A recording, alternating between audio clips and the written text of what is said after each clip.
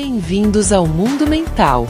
Aqui, exploramos juntos os caminhos da saúde mental com dicas, reflexões e apoio para cuidar da mente e das emoções. Você já se perguntou por que algumas ideias parecem atravessar gerações, culturas e até religiões diferentes, como se fizessem parte de um código universal impresso em todos nós? Existe um pensador que acreditava exatamente nisso. Seu nome era Carl Gustav Jung, um psiquiatra suíço nascido em 26 de julho de 1875, responsável por fundar a psicologia analítica, um campo que mergulha fundo nas camadas ocultas da mente humana.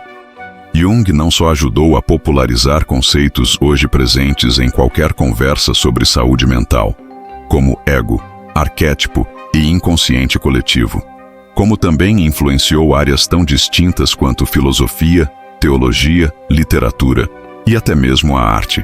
Mas suas ideias vão além de definições técnicas.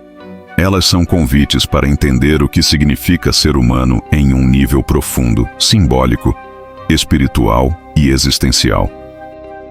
Ao longo de sua trajetória, especialmente enquanto trabalhava como pesquisador em um hospital psiquiátrico na Suíça, Jung se destacou tanto que acabou atraindo a atenção do próprio Sigmund Freud, o pai da psicanálise. Apesar das semelhanças entre algumas de suas teorias, os dois acabaram seguindo caminhos distintos. Freud via a psique com olhos voltados ao passado, para os traumas, os desejos reprimidos e o inconsciente pessoal. Jung, por sua vez, via também o invisível coletivo, os padrões antigos que carregamos dentro de nós sem perceber. E é por isso que neste vídeo você vai conhecer 6 reflexões fundamentais para entender o pensamento de Carl Jung. Ideias que podem mudar, de forma surpreendente, a maneira como você enxerga a si mesmo, os outros e o mundo. 1. Nenhum ser humano é totalmente introvertido ou extrovertido. Essa é uma das ideias mais conhecidas de Jung e também uma das mais mal compreendidas. Em seu livro Tipos Psicológicos, Jung desenvolveu um sistema para entender os padrões de comportamento e personalidade que fazem de cada pessoa algo único. Ele identificou 2 polos opostos chamados de atitudes: a extroversão, voltada para fora, para o mundo das pessoas e objetos, e a introversão, voltada para dentro, para o mundo interno de pensamentos e sentimentos. Mas aqui está o ponto-chave: ninguém é 100% de um ou de outro. Cada indivíduo carrega esses 2 modos de funcionar dentro de si, mas em proporções diferentes. O extrovertido se sente energizado pelo contato com o ambiente, enquanto o introvertido busca recarregar suas energias na solidão ou introspecção. Um prefere a ação, o outro, a contemplação. Mas todos nós oscilamos entre esses 2 polos. Jung dizia que a pessoa bem desenvolvida é aquela que sabe equilibrar essas 2 forças, reconhecendo suas necessidades internas sem se desconectar do mundo ao redor. Essa reflexão derruba rótulos superficiais e nos obriga a olhar para a complexidade do comportamento humano com mais nuance e também mais empatia. 2. Todas as pessoas carregam 4 funções cognitivas principais. Essa é uma das contribuições mais estruturadas de Jung para a psicologia. Ele acreditava que a mente humana possui 4 formas principais de perceber e interpretar o mundo, conhecidas como funções psicológicas. São elas: sensação, pensamento, sentimento e intuição. A sensação nos mostra o que existe. É a percepção crua da realidade através dos sentidos. O pensamento nos ajuda a compreender o significado daquilo que percebemos. É o raciocínio lógico. O sentimento, por sua vez, avalia se aquilo nos agrada ou não, se é bom ou ruim, certo ou errado.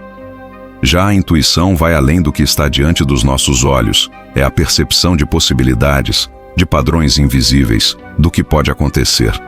Cada indivíduo tem uma dessas funções como dominante, sua função superior, enquanto as outras 3 permanecem menos desenvolvidas ou até inconscientes.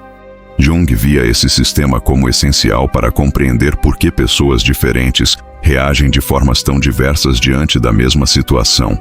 Enquanto um usa a lógica, outro segue o coração. Enquanto um confia nos fatos, outro se orienta pela intuição. Essa teoria serviu de base para ferramentas modernas como o MBTI, Myers-Briggs Type Indicator. Mas seu valor vai além dos testes de personalidade. Ela nos convida a entender nossas preferências mentais e, quem sabe, desenvolver aquelas que ainda estão adormecidas. 3. Existe um inconsciente coletivo compartilhado por todos os seres humanos. Diferente de Freud, que acreditava que o inconsciente era um repositório de experiências pessoais reprimidas, Jung propôs que havia um nível ainda mais profundo na psique humana, um campo comum, ancestral, compartilhado por toda a humanidade. Ele chamou isso de inconsciente coletivo. Segundo Jung, assim como herdamos características biológicas de nossos antepassados, herdamos também estruturas psíquicas. Essas estruturas seriam como moldes invisíveis, que determinam como sentimos, reagimos e até mesmo como sonhamos. Foi estudando os relatos de sonhos e fantasias de seus pacientes que Jung percebeu padrões recorrentes que não podiam ser explicados por experiências individuais. Muitos desses sonhos incluíam símbolos religiosos, figuras arquetípicas, mitos antigos, mesmo quando o paciente não tinha contato prévio com essas imagens. Isso o levou à conclusão de que carregamos dentro de nós símbolos universais, que ele chamou de arquétipos. Eles são a base das histórias que contamos desde os tempos mais antigos. O herói, o velho sábio, a mãe, a sombra, o inimigo. E é justamente por isso que filmes, mitologias e religiões tão diferentes tocam a humanidade em níveis tão profundos, porque todos bebem da mesma fonte arquetípica. 4. O ego é o centro da consciência, mas não é tudo o que somos. Para Jung, o ego representa a parte da nossa mente que tem consciência de si mesma. É através do ego que você se vê como eu, sua história, seus desejos, suas memórias, suas escolhas. Ele é uma espécie de ponte entre o mundo interno e o externo. No entanto, Jung alertava que o ego pode se tornar tirano quando acredita que é tudo o que existe. O ego é apenas uma parte da psique e não seu todo. Existe um universo inconsciente que ele não controla, mas que influencia diretamente nossas atitudes, medos e decisões. Assim como Freud, Jung reconhecia que o ego se forma a partir do inconsciente e que sua função é organizar a vida consciente. Mas para ele, a verdadeira saúde mental começa quando o ego reconhece seus limites e começa a dialogar com outras partes da psique, especialmente com a sombra, que representa tudo aquilo que rejeitamos ou escondemos de nós mesmos. Quando o ego escuta a sombra, acolhe a dor, integra os opostos e caminha em direção à totalidade, ocorre o que Jung chamou de processo de individuação, o caminho de autoconhecimento que nos torna mais inteiros. 5. Todos usamos uma máscara, a persona. Imagine que a cada dia você acorda e veste uma roupa diferente para interagir com o mundo. Não só literal, mas simbólica. Essa roupa é o que Jung chamou de persona, a imagem que projetamos socialmente. É o papel que escolhemos, ou somos obrigados a desempenhar, para sermos aceitos, compreendidos e respeitados pela sociedade. A persona pode ser útil. Ela nos ajuda a navegar no mundo, a funcionar dentro de grupos, a cumprir expectativas. Mas ela também pode ser perigosa. Quando o ego se identifica demais com a persona, começamos a acreditar que somos apenas aquele personagem. Perdemos contato com nossos verdadeiros desejos, com nossa essência. Jung dizia que o caminho da individuação, o processo de tornar-se quem se é de verdade, exige que deixemos a persona de lado, pelo menos por um tempo. É um processo doloroso, mas libertador. Pessoas que vivem sob intensa pressão social, como membros de minorias, por exemplo, podem enfrentar ainda mais dificuldade nesse processo, já que suas máscaras sociais são constantemente atacadas ou rejeitadas. Por isso, conhecer a persona é essencial, não para destruí-la, mas para não ser escravizado por ela. 6. A felicidade só existe quando aceitamos a escuridão. Em uma de suas entrevistas mais conhecidas, concedida ao jornalista Gordon Young em 1960, Jung compartilha uma visão profunda e sincera sobre a vida. Ele dizia que buscar apenas a felicidade é uma ilusão e que ela perde o sentido se não for equilibrada com a dor. Mesmo uma vida feliz não pode existir sem um pouco de escuridão, disse ele. A palavra felicidade perderia o sentido se não fosse equilibrada pela tristeza. Jung acreditava que a verdadeira maturidade emocional não vem de fugir dos momentos difíceis, mas de enfrentá-los com paciência, humildade e coragem.